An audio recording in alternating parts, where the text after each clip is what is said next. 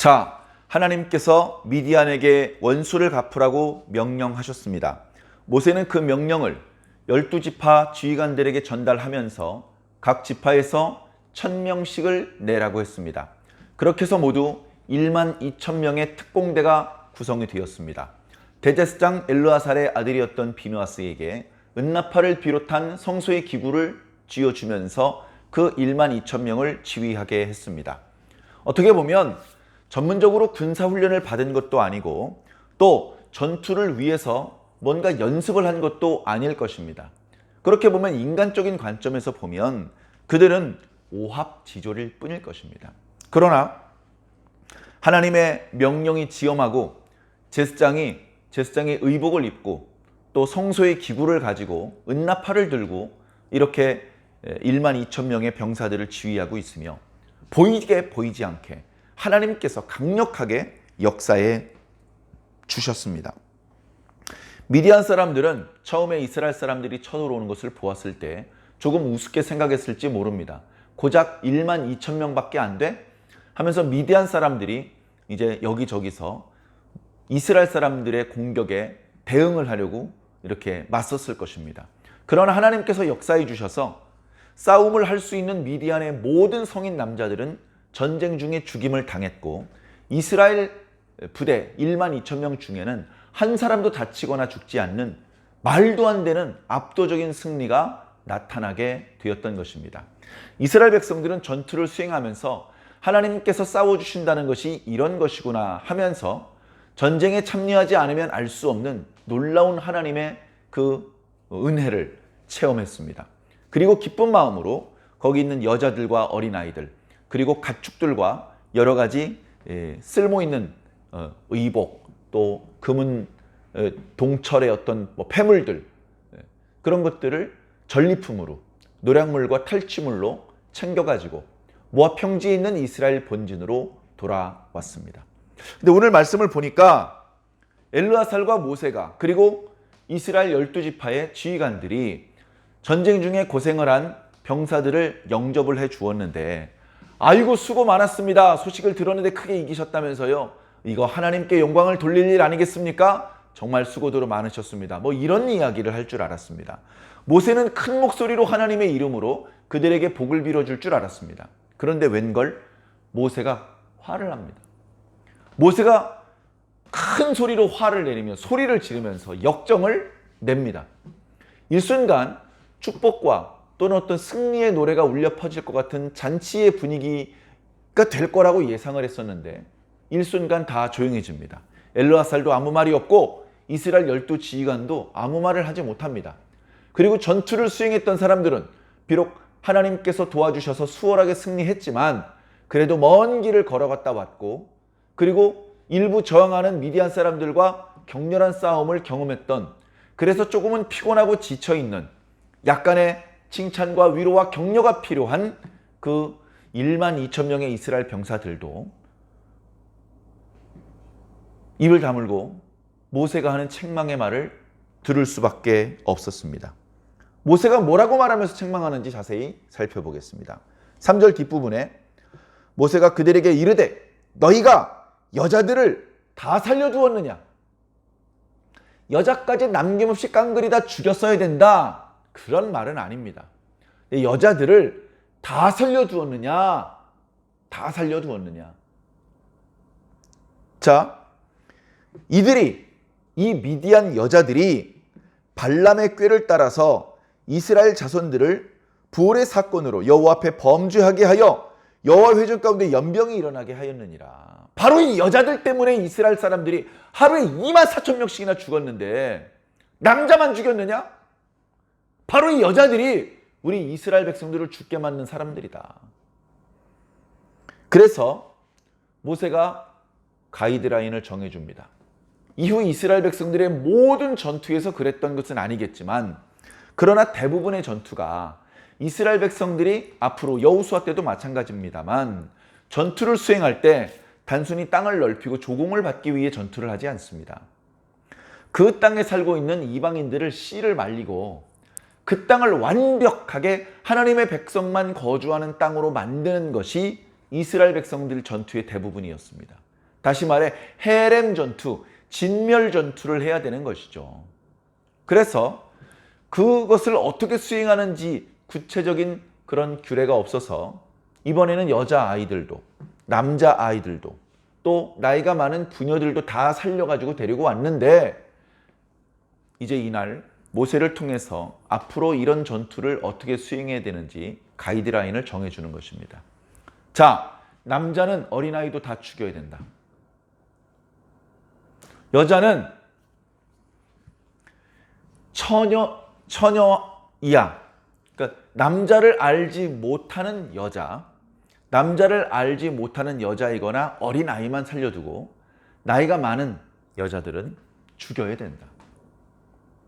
이것이 두렵지만 끔찍하지만 그 땅을 하나님의 백성만 살게 하는 그런 전투의 수행 방법이었습니다. 당연히 이런 방법은 현대에서는 적용하면 안 되겠죠. 그러나 과거에는 이 부분이 매우 중요한 부분이었습니다.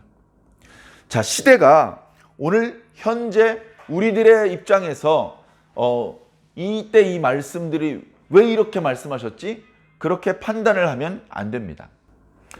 그때 당시, 그러니까 지금으로 기준을 하면 3000년 이상 오래전 이야기입니다. 자, 그때는 남자와 여자가 절대 평등하며 공평할 수가 없었습니다. 여자의 인권을 생각하고 또는 노예의 인권을 생각하고 가난한 사람들의 입장을 생각할 수 있는 그런 시대가 아니었습니다. 물론 하나님의 계명을 보면 여자들도 존중해주고 그 다음에 노예들도 너무 학대하지 말고 가난한 사람들, 그 다음에 장애인들, 과부들, 고아들 이런 사람들을 불쌍히 여기라는 계명이 있습니다. 그래 그런 율법 속에 나타나고 있는 그런 하나님의 계명들은 어떻게 보면 당시 시대 분위기를 앞선 것입니다. 당시 시대 분위기는 여자의 인권, 고아의 인권, 과부의 인권, 노예의 인권 이런 것들은 없던 시대였습니다. 그런 그때 당시의 상황을 바탕으로 오늘 말씀을 보시기 바랍니다. 자, 그래 다 죽여야 되는 것이죠. 그래 아마 그들이 살려가지고 온 사람들 중에 남자를 아는 여자들 그리고 어린이들 중에 남자아이들은 아마 또다시 한쪽으로 끌고 가서 죽였을 것입니다. 매우 잔인한 것이지만 어쩔 수 없습니다. 그러면 분명히 혈통적으로 아브라함의 자손이 아니고 미디안 사람들인데 그 사람들 중에 여자 어린이들은 살려두어서 그들을 다 데려갔거든요. 그럼 그들은 유모처럼 이렇게 허드렛 일을 하는 종처럼 부려지기도 하고 또 젊고 건강하고 아리따인 여인들은 첩이 될 수도 있거든요. 그렇게 되면 서서히 시간이 흐르면서 그들의 피가 이스라엘 사람들과 섞이는데 그건 문제가 안 되느냐.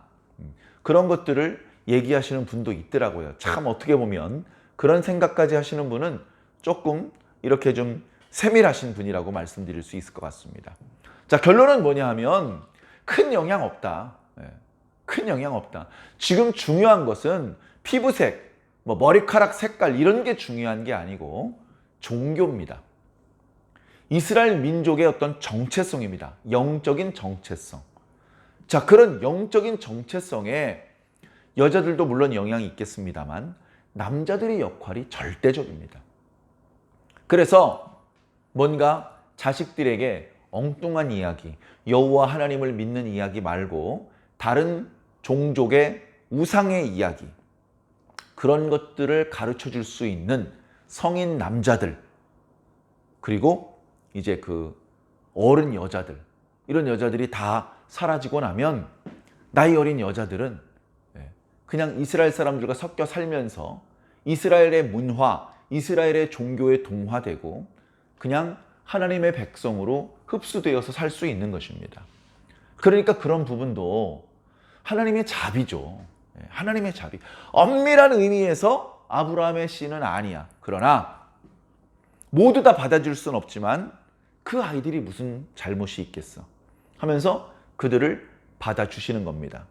그들의 입장에서는 자신들의 부모, 자신들의 가족들이 다 이스라엘 사람들에 의해서 죽임을 당하고 자기가 어렸을 때 생활하던 고향 땅을 다 잃어버리고 그리고 이스라엘 사람들 낯선 사람들에게 끌려와가지고 노예처럼 살고 또 언어도 이렇게 생소하고 그런 곳에 사는 게 너무나 힘들겠죠. 슬프겠죠. 고생스럽겠죠.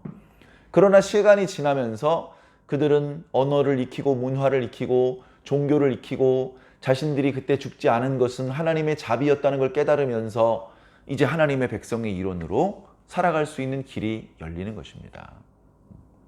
모두 다 살릴 수는 없는 것입니다. 그렇게 이해해 주시기 바랍니다. 어쩌면 그것은 오늘날도 마찬가지입니다. 지금 현재 지구에 살고 있는 모든 사람들을 한 사람도 빠짐없이 예수 그리스도를 믿게 만들고, 왜? 하나님은 전능하시니까. 그런 다음에 모든 사람들의 죄를 용서하시고 모두 예수 믿고 모두 천국 가게 해주시면 되는 거 아니냐. 인간적으로 그런 생각도 해볼 수는 있겠지만 하나님께서는 단 한 번도 그렇게 일하신 적은 없습니다. 그건 하나님의 방법이 아닙니다. 더 경건한 사람, 더 경건한 사람, 더 경건한 사람을 하나님께서 가려내시고 그들에게 모든 것을 다 주시는 것이, 그것이 하나님의 방법인 것입니다. 그 하나님의 방법에 대하여 우리가 어찌 잘한다, 잘 못한다 평가할 수 있겠습니까? 그저 그 하나님의 방법 속에서 우리가 복을 받고 우리가 구원을 받을 수 있다면 너무나 감사한 것이겠지요. 그저 겸손히 하나님의 뜻 안에서 기뻐하며 감사하며 순종할 수 있는 저와 여러분들이 꼭 되기를 바랍니다.